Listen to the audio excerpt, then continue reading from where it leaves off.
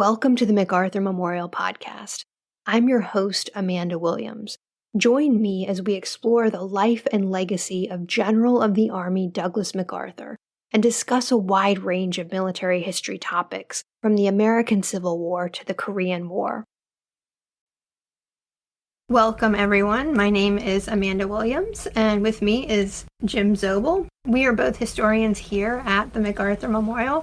And today we have another live discussion for you. Now, July 26 to 28, 1944, President Roosevelt met with General Douglas MacArthur and Admiral Chester Nimitz in Hawaii. Now, the president skipped the Democratic National Convention to meet them, accepting his fourth nomination via radio from San Diego. Now, you may have seen famous photos of the meeting in Hawaii. You have President Roosevelt flanked by General MacArthur and Admiral Nimitz. So that's the meeting that we'll be talking about, the multi-day meeting. And during that time, they discussed the future of the war in the Pacific and what direction that would take in the summer of 1944. Now, this is something that we call the Pearl Harbor Conference or the Pacific Strategy Conference. So what did they talk about? How did they interact? And what was actually decided during this multi-day meeting in Hawaii? So that's what we're going to focus on today. So Jim, MacArthur gets the summons from Marshall to go to Hawaii on July 20th, 1944. What does the war look like in the Pacific at that point? And what is the official position, I guess, of the JCS in that moment in summer? Well, actually, it comes a couple of weeks before that. MacArthur gets the message on July 6th. And the Pacific at that time is, you've got the naval forces under Nimitz have just reached the Marianas Islands. MacArthur has reached the western end of the Volga Peninsula, which is in New Guinea. And they've gone all the way across New Guinea now. And so both are really perched to either make this drive towards the Philippines, which is what MacArthur wants to do. But the Navy also wants to do a Central Pacific drive. And the main reason behind that is that they want to establish these B-29 bases in the Marianas that Nimitz's people have just taken. And they also want to put a B-29 base into Formosa, which is Taiwan today, off the China coast. Because the Allied Air Force under Arnold, with this new B-29 super bomber, thinks they can bomb the Japanese into submission. And King is all for this because it puts the Navy going straight across the heart of the Pacific, straight at Formosa, and going right at Japan. Word comes in about June to MacArthur from Marshall that the Navy is looking at a Central Pacific drive. Mm-hmm. And everyone, especially MacArthur, had thought we're going through the Philippines because they had said we're going to Mindanao and we'll go on from beyond there.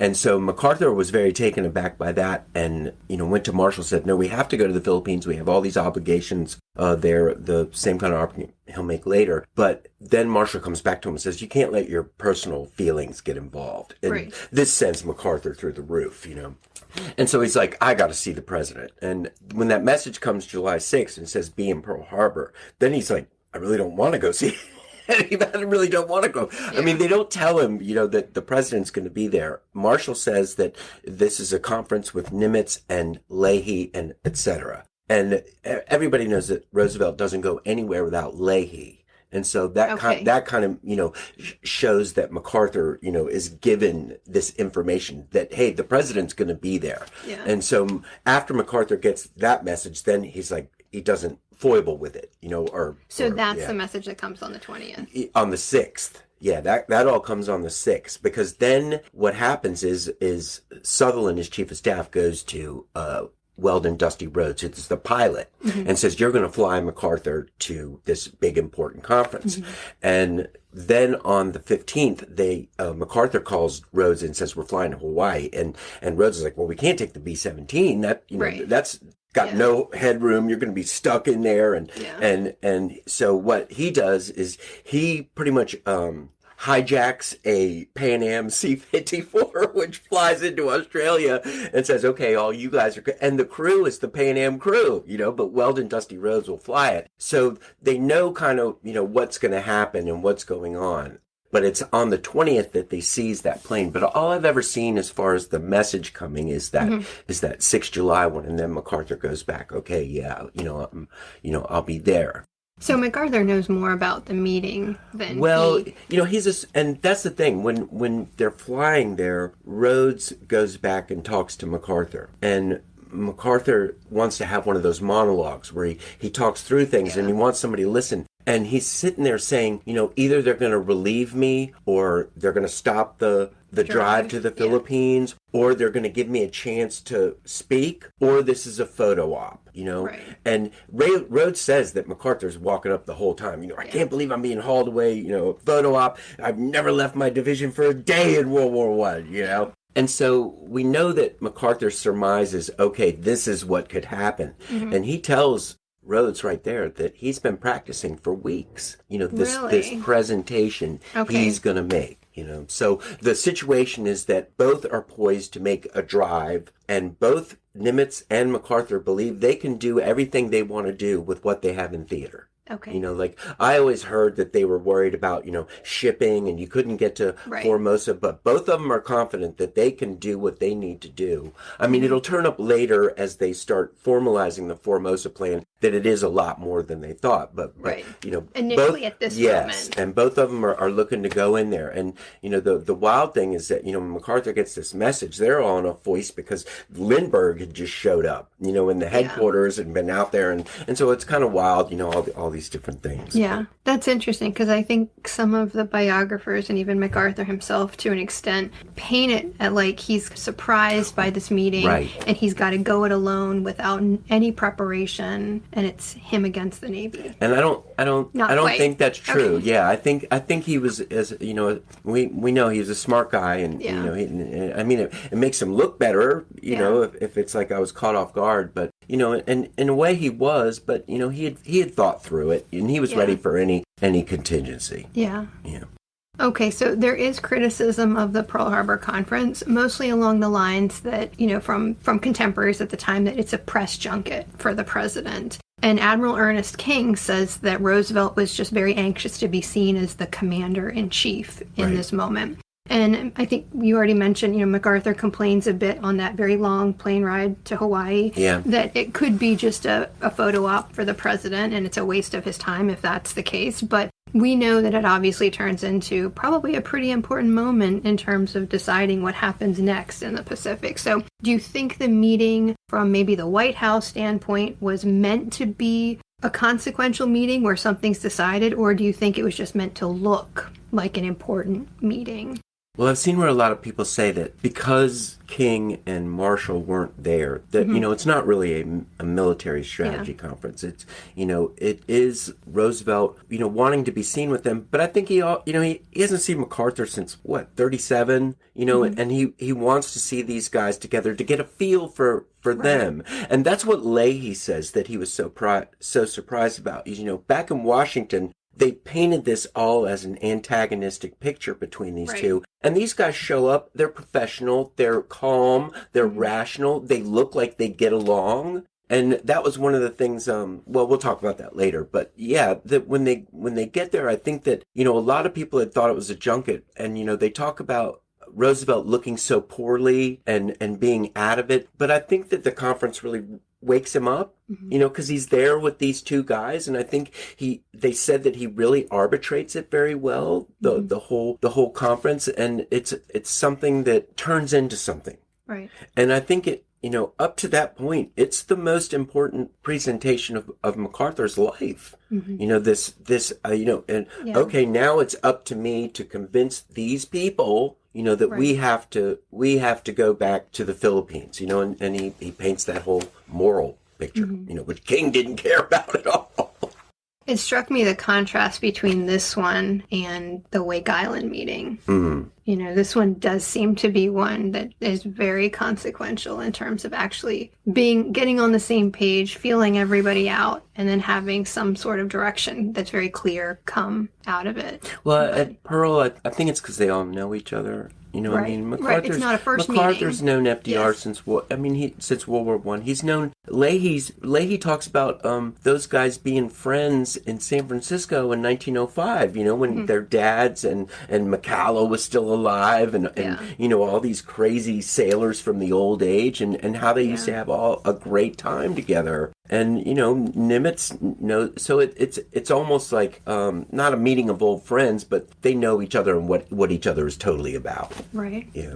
All right, so MacArthur arrives in Hawaii about an hour before the president arrives on the USS Baltimore. And it had been, a 24 to 26 hour flight for MacArthur, so long flight. But he is not part of the initial party of officers that greet the president. And there's a very large party that does that. Now, tell us, though, about MacArthur's grand entrance.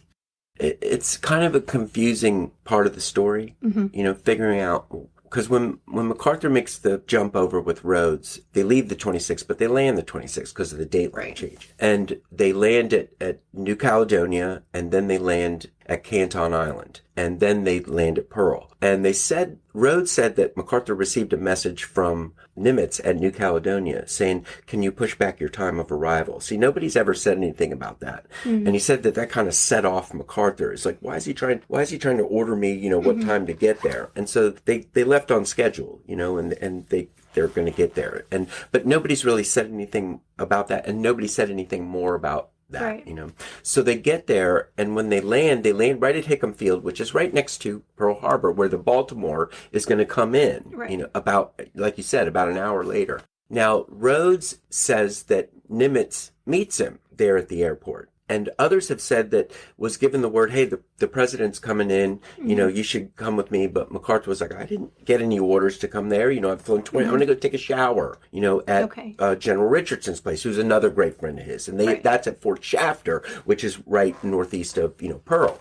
And so then Fellers says, because Bonner Fellers flies with MacArthur, says that when they get to Richardson's house, he doesn't have time to take the shower, but they immediately get a message or a phone call. That's what I mean. There's all these details that change from Richardson saying, hey, you come down to the Baltimore. The president's here, he wants to see. So, when MacArthur gets there, all the people are already there on board. Nimitz and them came from the launch that took them out to the Baltimore. And that's why I say, Nimitz could have met him and then just, because he's right there at the the water, and could have jumped on the thing and gone right out. But anyway, so they've done all the introductions, and then all of a sudden, they hear this siren and these motorcycles coming down and this big roar of the crowd. And MacArthur had gotten a giant open army car, and they had already put in the 4 stars. I mean, the Shafter, has other 4 stars, so they are not other 4 stars, but other generals, so they have this stuff ready. Yeah. And police give them an escort down there, and they said everybody's going crazy, and MacArthur got off and goes up the gangplank,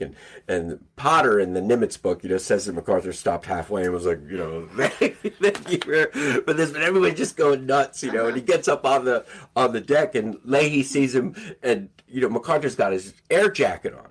They're on the equator, and he's wearing his leather jacket. Yeah, and Leahy comes up to him, and he's like, "Can't you ever wear the right clothes? What's the matter with you?" And MacArthur's like, "It's pretty cold up there. I just landed." Which he hadn't, but it's part of the story. And so then he meets with them all. They take all the pictures and everything, and you look at all the pictures, and Roosevelt looks pretty tired. They all look kind of worn out, at that point. But they said that when they got on there, that Roosevelt really started talking to MacArthur about Australia. And it was like, we hate Curtin, Churchill hates Curtin and all that. And when I was seeing this, I was like, wow, I can't believe that, So, and that was in Feller's notes? That was in his notes. That he started just going after Curtin. It was like, boy, you've really done a great job taking care of him, So the party splits up after that. There's no big group dinner that night. MacArthur will go eat with General Richardson.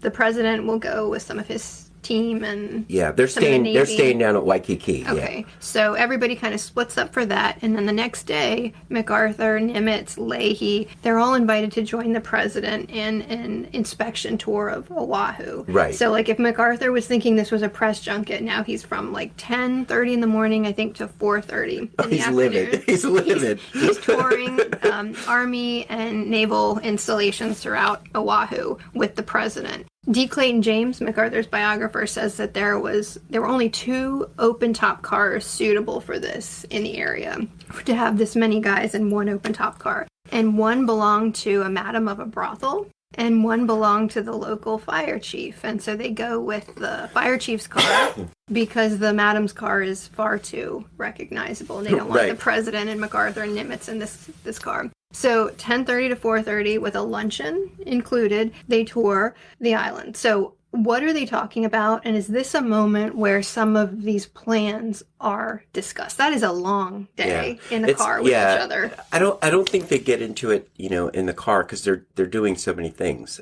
Like that night before when MacArthur had gone back to Richardson's house, they had gotten this letter from Admiral King, King had just left Pearl and left this note for MacArthur. It was all about the British trying to get into the Pacific. And the next day, MacArthur had Bonner Fellers make a call back to SWAPA headquarters in Australia and talk to Sutherland, tell him everything that was going on, and read this letter to him. But the main thing was in there. It's like we thought. It's a photo junket, And he said that, MacArthur was kind of ticked off that night that that's what it had turned into. But they also get the thing to come be with Roosevelt on the tour. And that sends him off again, that it's just a political junket.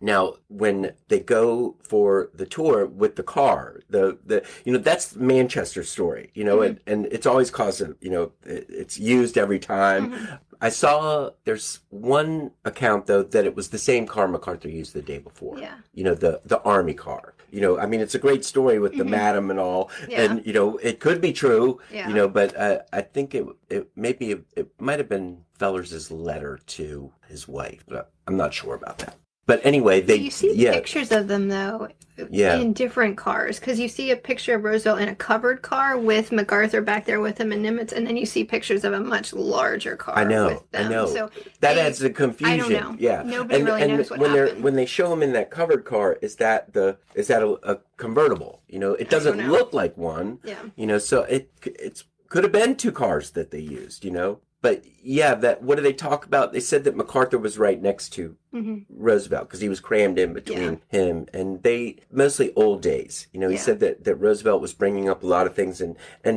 almost giving the talks verbatim to what MacArthur remembered from before. And then MacArthur was like, what do you think about Dewey and the upcoming election? And Roosevelt was like, well, I haven't really thought about it. MacArthur was like, shut up, what's going on? Yeah. And Roosevelt was like, well, he's a nice man, meaning I'm not. But I'm not worried about I'm not worried about him at all, No. And so then they go to the lunch at Schofield Barracks, and the territorial governor, Alex Hutchinson, I think his name is, he was there, and a lot of other dignitaries, Richardson, all of them. Then they do a 7th Division tour, and you see the pictures, and everywhere they go, it's lined with soldiers in their whites, or Navy guys in their whites, and soldiers in their khakis. They go to the sub base, they tour that. Roosevelt will make speeches, like a little talk, and then it's all left to when they go back to that cream stucco mansion, Christopher Holmes's place. He lives right on Waikiki, and that's what they give to Roosevelt. And that's where they go for dinner, and that's where they'll have the first conference. So I read that in the car while they're touring, Nimitz kind of gets a sense that MacArthur knows Roosevelt better. They monopolize most of that conversation, and I think he just gets a sense of MacArthur knows his man, and vice versa. They know each other so well, and he just gets a sense that, this is going to be an advantage to MacArthur kind of going forward. Well, Nimitz, smart guy too. Right. He can see things, Yeah. So moving on then. So they've done this tour all day long. Then they meet for dinner at the mansion in Waikiki where the president is staying. And after dinner, they move into like a sitting room or a living room area. And MacArthur goes in there and there are tons of maps and planning materials. And that's when I think he says in his autobiography, like, oh, now I have to go it alone because I don't have any backup with me. It's clear now, like, what this is all about. Yeah. Although, as we've just established, he already knew that in advance. But to what magnitude? I mean, because he really isn't told, hey, bring charts, graphs, He's told not to bring a bunch of stuff, and told not to bring a bunch of people. And it's almost like the Navy's going to present, because, there's staff officers there, and it's almost like they're going to present him a fait accompli. Yeah. And that's what it seems like, but Feller said that when MacArthur met Nimitz that first day, he was like, look, no matter what happens, let's just support each other. If there's any problems between us, we'll work that out later, but let's just show a solid front. And Nimitz, they both did that, completely, even with that, coming up and MacArthur, I think it's MacArthur that says that Nimitz said, you don't have any stuff, you don't have any, right. And MacArthur's like, nobody told me anything about that. Yeah. And Nimitz was like totally amazed, wow, I can't believe that. And so I think, it becomes so consequential because of that, because Roosevelt comes in there and he wants to see what these guys have to say. So does Leahy, and we talked about him saying, okay, these guys are totally square with each other. They're not going to pull any tricks. And the Navy goes first. Nimitz presents the case of going to Formosa and why they can use that to then cut off the Japanese. And then it's MacArthur's turn, and he gets up and he says, why you can do the same things from the Philippines that you can do from Formosa as well. You're going to need those air bases on Luzon supporting that invasion fleet going into Formosa. And then he brings up the whole moral argument. Right. And they say it goes to like midnight. This conference from, after dinner on till midnight. And now everybody talks about MacArthur gets Roosevelt alone at some point. Does he drag him down in the hall? Does he follow him in the bathroom? We don't really know. But they said or at least Manchester said, and I think he got it from Merle Miller, that when Roosevelt goes to bed, he goes to the doctor and he's like, give me the aspirin. Nobody's ever talked to me like that in my entire life, and I think that was, MacArthur with the people have forgiven you for abandoning the Philippines, but if you don't go back, if you do it a second time, it's going to cost you. Yeah. And, does Roosevelt go into the meeting with his mind already made up? Does he go there and think I'm for this MacArthur plan? Halsey was for MacArthur's plan. He believed you go to Luzon and then you go into Okinawa and the Ryukyus.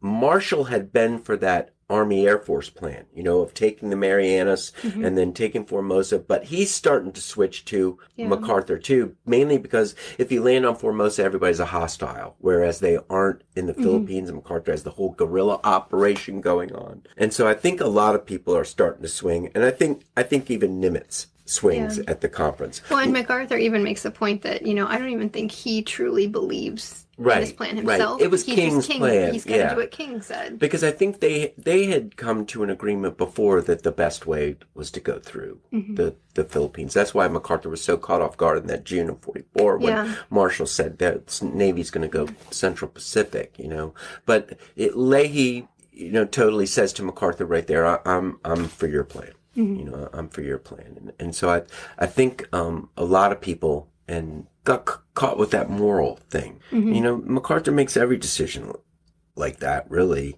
People say what they want, but if you look at the occupation of Japan, everybody's like, what's the right thing to do? Right. And it's like I said, King didn't care about that. It was like the vision of MacArthur said, you're going to be liberating 20 million Chinese while you leave the Filipinos, our Commonwealth, behind to suffer for the next year, while you go in there. And it may not be successful. Yeah. He points out that you may fail in taking Formosa. And then what? And they finally figured that they were going to have to go onto the Chinese continent to take bases there to keep Japanese air power from hitting Formosa from China. So it just got to be too much. Too difficult. Yeah.